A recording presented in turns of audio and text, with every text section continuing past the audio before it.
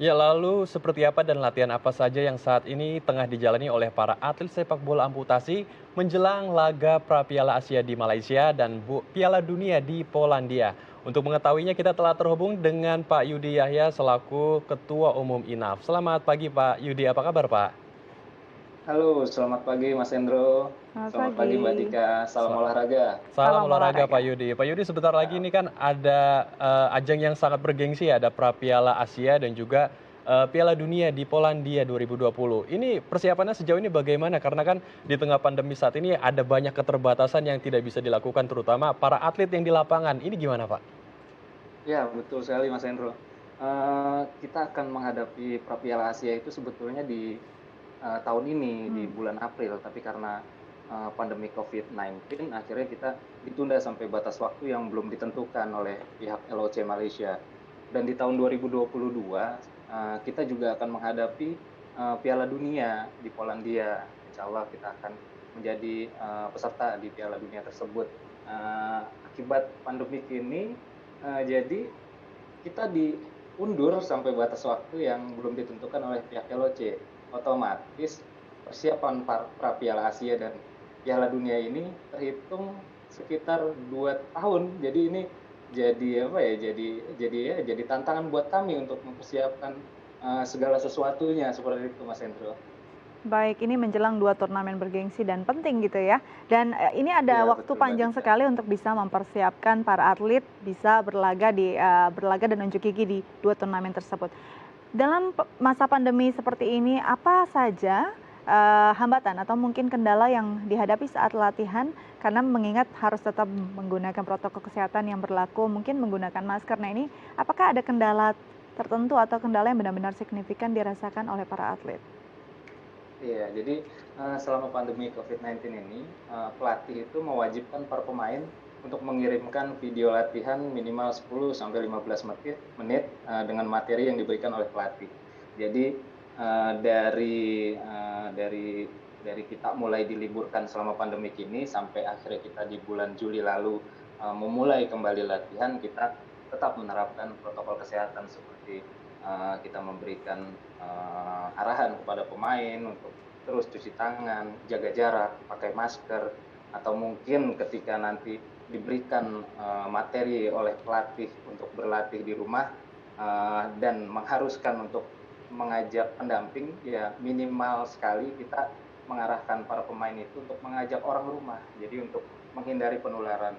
Dan ketika berbicara berlatih menggunakan masker, kami sangat tidak menyarankan sebetulnya Mbak, Hmm. ketika berlatih itu menggunakan masker karena dalam protokol kesehatan pun ketika para atlet dan cabang-cabang olahraga yang ingin melakukan latihan kembali itu ya otomatis kita harus melepas masker gitu karena ini kan terkait dengan oksigen yang akan diserap nanti gitu. Sirkulasinya nanti akan tidak maksimal ketika para pemain menggunakan masker. Jadi protokol kesehatan yang kita terapkan mungkin dari rumah sampai tempat latihan harus menggunakan masker dan setelah latihan dan menuju ke tempat tinggalnya mereka masing-masing tetap harus menggunakan masker seperti itu, Mbak.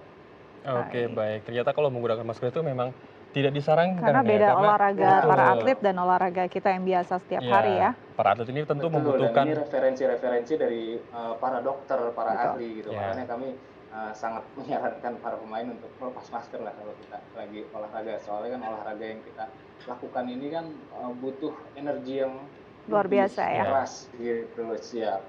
Nah, selain tidak menggunakan masker kan ada juga protokol kesehatan Pak Yudi menjaga jarak minimal Betul. 1 meter. Mhm. Tapi Dika kalau kita lihat Betul. kan bermain sepak bola, Ya. berebut bola itu kan Iya. tidak bisa menjaga jarak 1 meter. Kita malah harus justru Betul. merebut bola dari lawan atau dari musuh. Ini bagaimana Pak prosedurnya? Iya betul Mas Hendro.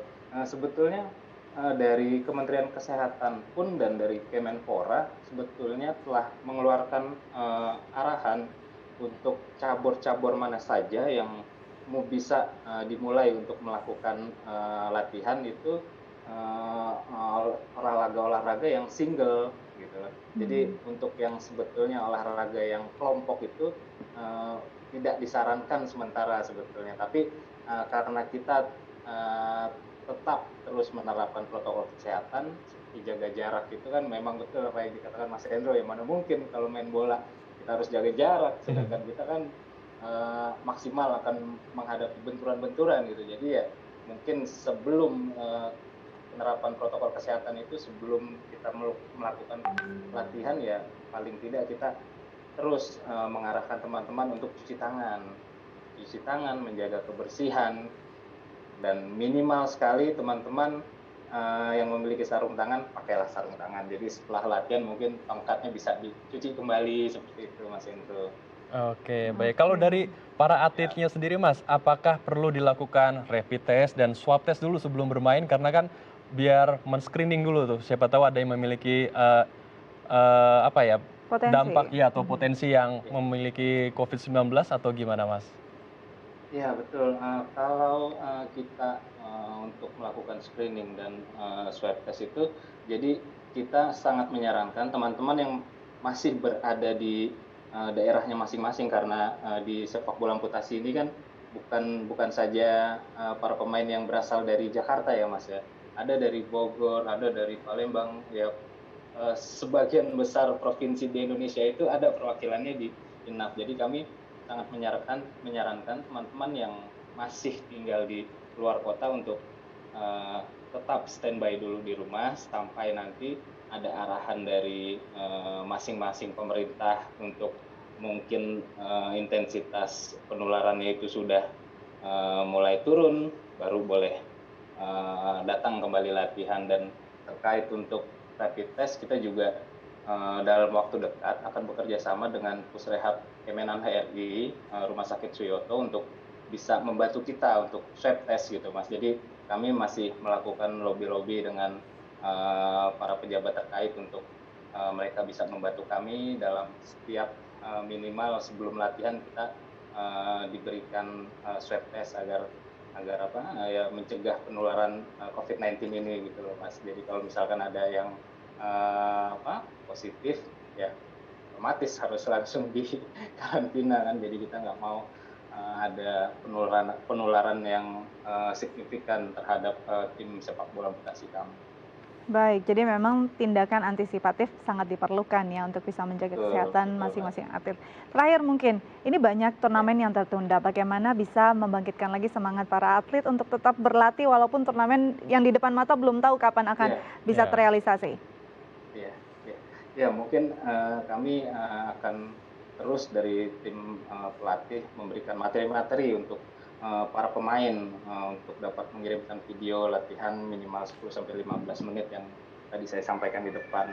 Dan terkait event-event, sebetulnya ini dampak dari para pemain dan manajemen pun sangat signifikan sekali ya, dari berbagai sektor, mulai dari sektor kesehatan, ekonomi, sampai olahraga.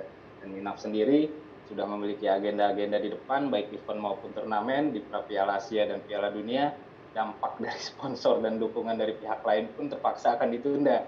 Maka dari itu mungkin dari manajemen akan memperbaiki lobby-lobby terkait sponsor yang sudah melekat dan akhirnya terdampak dari COVID-19. Dan untuk para pemain sendiri kita memotivasi untuk teman-teman, karena sebentar lagi event Piala Asia dan Piala Dunia ini akan kita lalui gitu loh. Jadi dari tim pelatih pun juga akan terus menggenjot para pemain, mendampingi para pemain untuk mewajibkan pemain mengirimkan video latihan minimal 10-15 menit.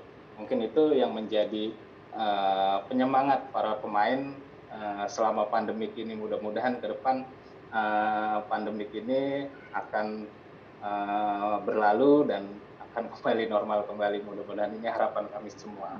Baik, ini harapan kita semua pastinya. Terima kasih telah berbagi informasi bersama kami pagi ini. Tetap sehat dan tetap semangat.